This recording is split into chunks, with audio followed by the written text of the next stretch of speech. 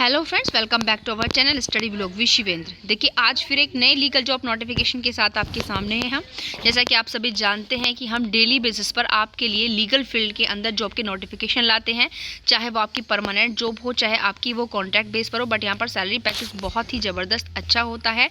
और साथ ही साथ देखिए, वैसे तो हम ऐसी वैकेंसीज का नोटिफिकेशन लेकर आते हैं जो आपके स्टेट लेवल की हो सकती है, आपके सेंट्रल लेवल की हो सकती है। और जो आज का हमारा नोटिफिकेशन है वो हरियाणा पब्लिक सर्विस कमीशन के द्वारा निकाला गया है। बट इसको आगे मेन फैक्ट शुरू करने से पहले मैं आपको रिमाइंडर करा दूं कि भाई, यदि आपने अभी तक भी हमारे चैनल को सब्सक्राइब नहीं किया है और यदि आप चैनल पर नए हैं तो प्लीज़ चैनल को सब्सक्राइब कर लीजिए, ताकि इस तरह के वीडियोज़ का नोटिफिकेशन आपको डेली मिलता रहे। तो आज का देखिए, जैसा कि हमने कहा, नोटिफिकेशन हमारा हरियाणा पब्लिक सर्विस कमीशन को लेकर के है। ये आपका जो पब्लिकेशन है डेट का 8 अगस्त 2025 को हुआ है। यहाँ जो आपकी वैकेंसीज निकली हैं वो हैं, commission invites online application from eligible candidates के लिए for the post of assistant district attorney in prosecution department Haryana. यानी कि असिस्टेंट डिस्ट्रिक्ट अटॉर्नी की ये आपकी वैकेंसीज होने वाली हैं, प्रोसिक्यूशन डिपार्टमेंट में निकली है हरियाणा में। और यहाँ पर देखिए, जो आप इस फॉर्म को फिल करेंगे ना, वो आपकी यहाँ पर 4 स्टेज दी हुई हैं। जैसे for filing the application form the candidates are required to follow the following 4 stage process. पहला आपका रजिस्ट्रेशन ऑफ द कैंडिडेट, पहले आपको अपना रजिस्ट्रेशन कराना होगा।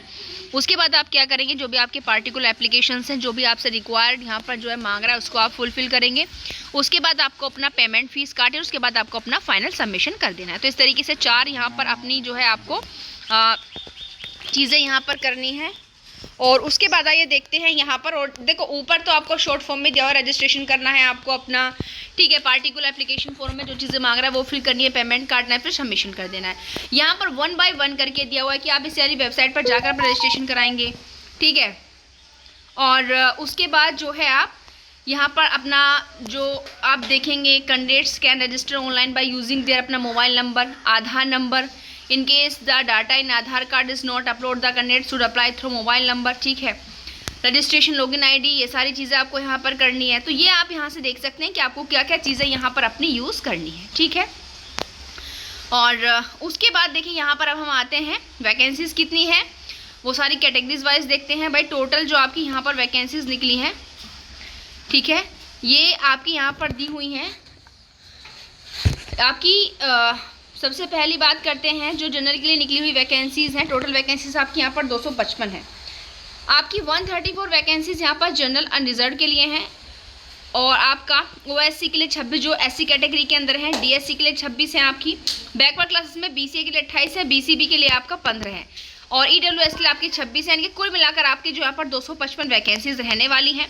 ओपनिंग डेट आपकी देखिए 13 अगस्त से ये फॉर्म फिल करना शुरू हो जाएगा। यानी कि 13 अगस्त से आप अपना एप्लीकेशन फॉर्म फिल कर सकते हैं, जो कि आपकी लास्ट डेट रहने वाले सबमिशन की 2 सितंबर। जी हाँ, 13 अगस्त से शुरू होकर 2 सितंबर तक का टाइम पीरियड देखिए इसमें रहने वाला है। और ये यहाँ पर देखिए क्या क्या चीज़ें दे रखी हैं। ये वही महत्वपूर्ण डेट जो हम ऊपर देख चुके हैं, वही सारी महत्वपूर्ण डेटें हैं।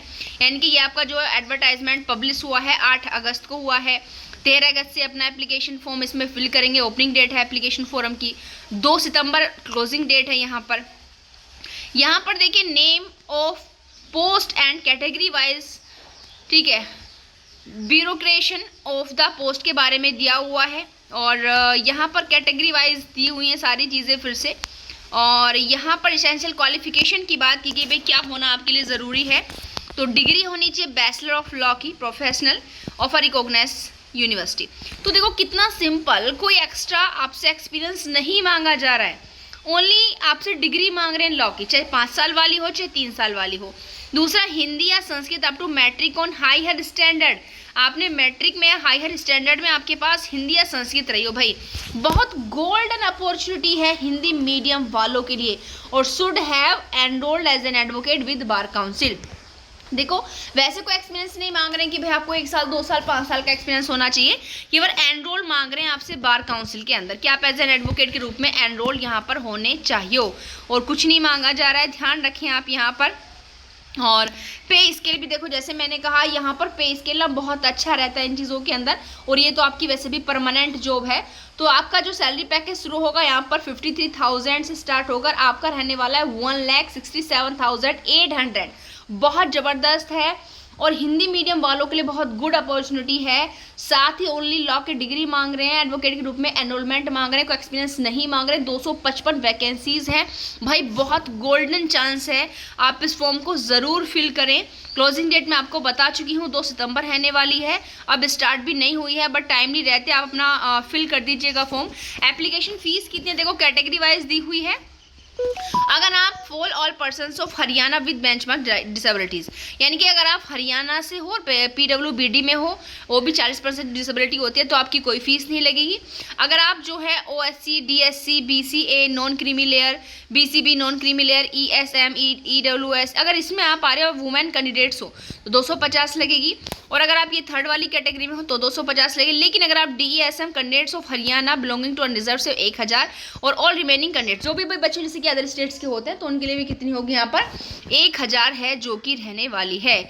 Fees once paid will not be refunded, ये हर एग्जाम के अंदर होता है भाई, अगर आपने फॉर्म फिल कर दी तो फिर आपकी जो है फीस रिफंड नहीं होती है, ठीक है।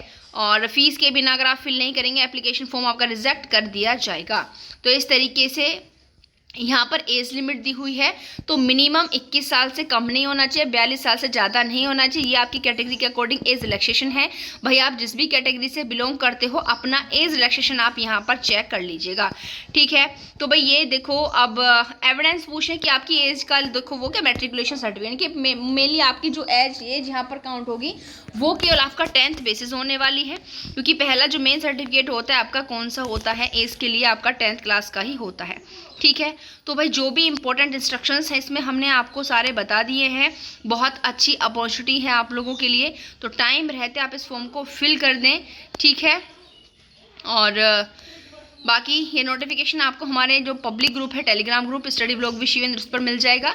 अगर आपको इसमें से बाकी जो भी इंपॉर्टेंट इंस्ट्रक्शंस अदर दे रखे हैं तो आप वो सारी चीज़ें यहाँ से देख सकते हैं, क्योंकि देखिए किसी भी फॉर्म के जो आपका एग्जामिनेशन जो फॉर्म होता है कंप्लीट नोटिफिकेशन, उसके अंदर आपका पूरा बायोडाटा दे के रखते हैं कि भाई आप अगर किसी भी अदर कैटेगरी से बिलोंग करते हो तो कितना एज रिलैक्सेशन आपको मिलेगा, क्या क्या सर्टिफिकेट आपको लगाने हैं, फॉर्म फिल करते समय कौन कौन से डॉक्यूमेंट्स आपको लगाने हैं, वो सारे आप यहाँ से देख सकते हैं, ठीक है। बाकी सारे इंपॉर्टेंट इंस्ट्रक्शंस हमने इसमें बता दिए हैं।